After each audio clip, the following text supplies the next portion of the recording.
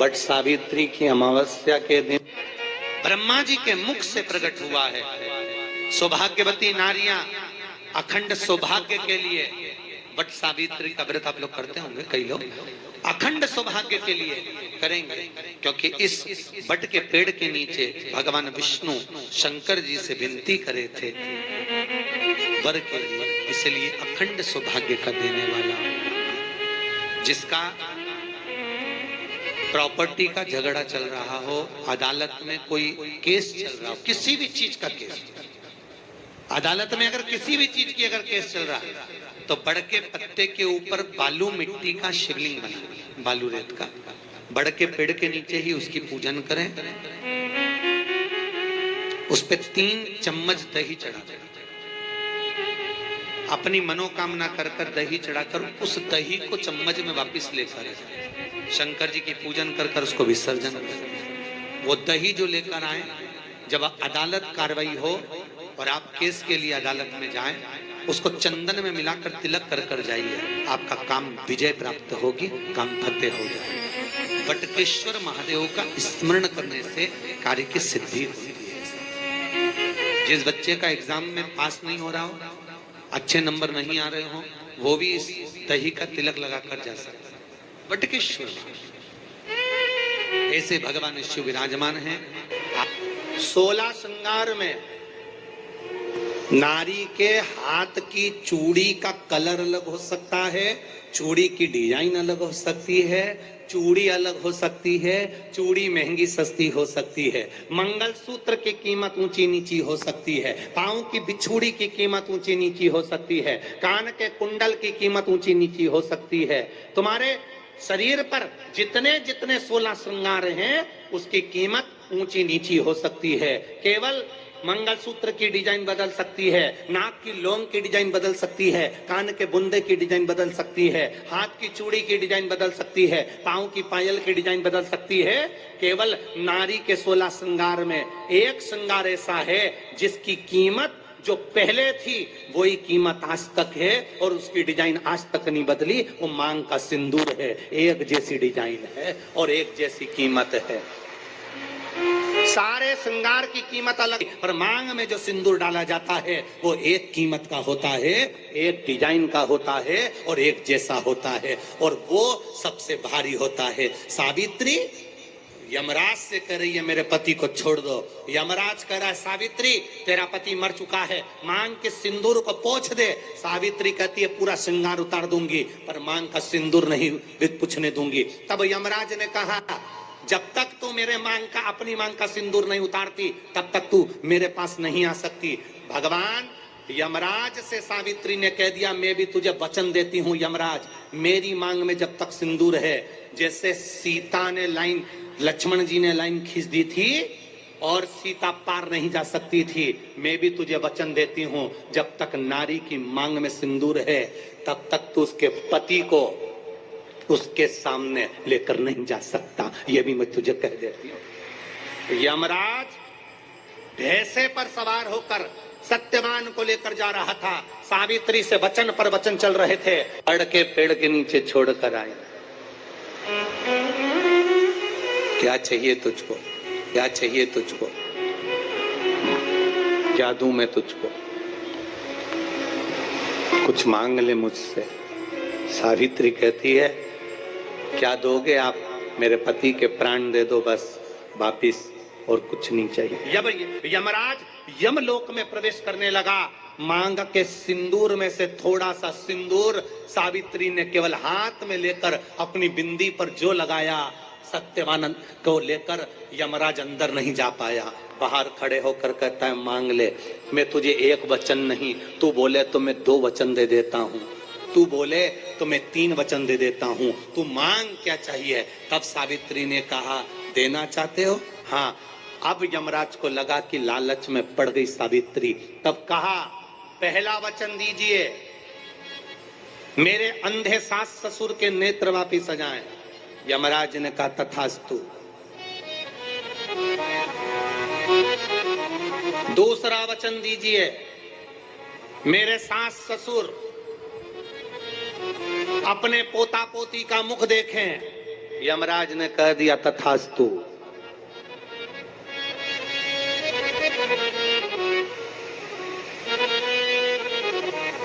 जाओ। यमराज जाने लगे, फिर आग जलने लगी। कहने लगे अब मैं अंदर क्यों नहीं जा पा रहा हूं। सावित्री कहती है तुमने वर दिया है, मेरे सास ससुर पोता पोती का मुख देखें, उनके बेटे को तुम ले जाओगे तो पोता पोती कहां से होगा, छोड़कर जाओ। सावित्री है, पति को वापिस लेकर आ गए। कर्जा मुक्ति के लिए सारे वृक्षों में अगर कोई श्रेष्ठ वृक्ष माना गया है तो वो बट का वृक्ष माना गया महाराज। इसलिए प्रशासनिक कार्य के लिए, मानसिक टेंशन में, परेशानियों में बटकेश्वर महादेव का स्मरण किया जाए। और यदि निवेदन करूंगा, बहुत ज्यादा यदि आपको कर्जा हो गया है, बहुत ज्यादा कर्जा हो गया और वो कर्जा चूक ही नहीं रहा, तो थोड़े दिन बड़ के पेड़ के नीचे आप बटकेश्वर महादेव के लिए 1 लोटा पानी, उसमें थोड़ा सा पिसा हुआ चावल पीस के गला लेना चावल को और पीस लेना, पीस के उस पानी में मिला और मिलाकर उसमें थोड़ी सी हल्दी पिसी हुई डालकर बटकेश्वर महादेव के नाम से बड़ के पेड़ के नीचे अपनी कामना कर जो कर्जा हुआ है उस कर्जे का भान देते हुए, स्मरण देते हुए छोड़ दो। महाराज 2 या 3 सोमवार एक ही जगह पर करना, 3 सोमवार बाद वहीं से बड़ के पेड़ की थोड़ी सी जड़ उठा लाना और उस जड़ को कोई धागे में बांधकर या तो अपने गले में डाल लो या अपनी जेब में पटक लो, उसको थोड़े दिन पटक कर रखो, लगभग 2 से 3 महीना पटक कर रखो। वो जड़ जैसे बड़ का पेड़ विस्तार होता है, पानी गिरे ना गिरे, जल वृष्टि हो ना हो, गर्मी पड़े ना पड़े, उसको कोई फर्क नहीं पड़ता। बड़ का वृक्ष आप रूप फैलता जाता, उसकी जड़ें अपने आप प्रबल होती है। उसी तरह ये बटकेश्वर महादेव कहीं से भी अगर जड़ आपके पास में रखी है 1 महीना, 2 महीना, 3 महीना तक, तो ये जड़ अपने आप लक्ष्मी को पकड़कर खींच कर लाती है और कर्जे से मुक्त कर देती है। बटकेश्वर महादेव। पत्नी को कभी हल्का मत समझना। सावित्री का पति शांत हो गया था, मर गया था। बड़ के पेड़ के नीचे यमराज उसको लेने के लिए आ गए और सावित्री को छोड़कर यम उसके पति के प्राण लेकर जाने लगा। सावित्री मैया अपने सात्वित्व के बल से, सावित्री मैया अपने सात्वित्व पतिव्रता परमेश्वर के बल से यमराज के पीछे पीछे जाने लगी। यमराज आगे, सावित्री पीछे, यमराज आगे, सावित्री पीछे। यमराज ने पलट कर देखा तो पीछे सावित्री आ रही थी। सावित्री से पूछा तू मेरे पीछे क्यों आ रही है? मेरे पति सत्यवान को तुम लेकर जा रहे हो, मेरे पति को छोड़ो। यमराज ने कहा इसका अंतिम क्षण है, मर चुका है, जाओ नीचे उसके शरीर का अंतिम संस्कार करो, नहीं तो कोई जानवर खा जाएगा। सावित्री बोली मैं जाने वाली नहीं हूं, मेरे पति को छोड़ो।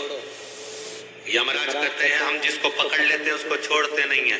यमराज लेकर जाने लगे, सावित्री और पीछे चली, सामने यमलोक था, अंदर सावित्री जाने लगी तो यमराज ने रोक दिया। रोक, कहां जा रही है तू? अंदर क्यों प्रवेश कर रही है? मेरे पति सत्यवान को छोड़ दो। यमराज प्रसन्न होकर बोले सावित्री आज मैं प्रसन्न हो गया तुझ पर, क्योंकि तू मेरे दरवाजे तक आई है, मांग तुझे क्या चाहिए। सावित्री कहती है मुझे 2 वर दे दो, मुझे 2 वर दे दो। अब तो यमराज प्रसन्न हो गया, ये अपने पति को भूल गई, इसने अपने पति को छोड़ दिया। ये अपने पति को भूल गई, इसने अपने पति को छोड़ दिया।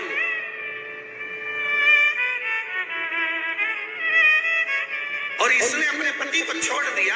अब ये कुछ मांगेगी, 2 वर मांगेगी तो मैं इसको 2 वर दे दूंगा। यमराज प्रसन्न हो गए, अपनी पति को छोड़ा इसने। यमराज ने कहा अपने पति को छोड़कर जो तू 2 मांगेगी मैं दे दूंगा, बस पति मत मांगना। तो सावित्री ने कह दिया नहीं मांगूंगी पति। ठीक है, मांगो। सावित्री ने कहा पहला वर दीजिए।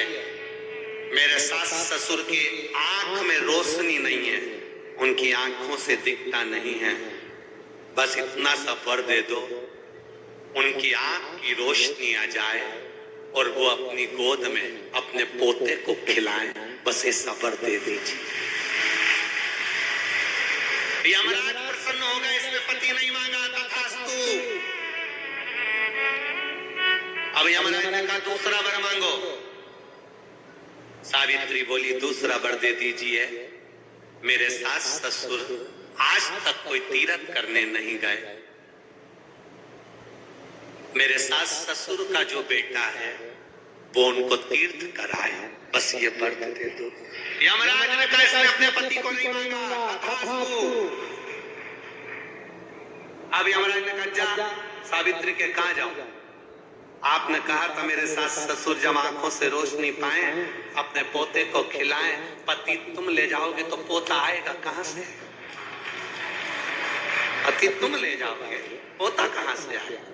और यदि मेरे सास ससुर के बेटे उसको तीर्थ कराए तो मेरा पति अगर तुम ले जाओगे तो उनका बेटा ही तो है, तीर्थ कराएगा कौन? यमराज प्रसन्न हो गया, उसने उस सत्यवान को वापिस लौटा दिया। वो सत्यवान सावित्री। तो जितने भी यहाँ पर मेरे जीजा उन बैठे हैं और जितने आस्था चैनल पर कथा सुन रहे हैं, जितने मोबाइल पर कथा सुन रहे हैं, तुम अपनी पत्नी को कभी हल्के में मत लेना, बिल्कुल हल्के में मत लेना। तुमसे ज्यादा बल व्रत का, उपास का, भजन का ज्यादा बल, तुमसे ज्यादा बल इनके पास रहता है। तुम सोचो कि बोल रहे हो कि मैं मंदिर में हूं, उसको बिना घंटी के घंटी बजती है दिमाग, वो तुरंत पहचान जाता है, तुरंत। अपने पति को धर्म पत्नी अच्छे से जानती है कि ये झूठ बोल रहा है, ये गलत बोल रहा है, तो भी वो उसको स्वीकार करती है। उसी तरह परमात्मा को मालूम है कि ये झूठ बोल रहा है, उसके बाद भी वो स्वीकार कर कर यहाँ तक बुला रहा है, ये उसको मालूम है।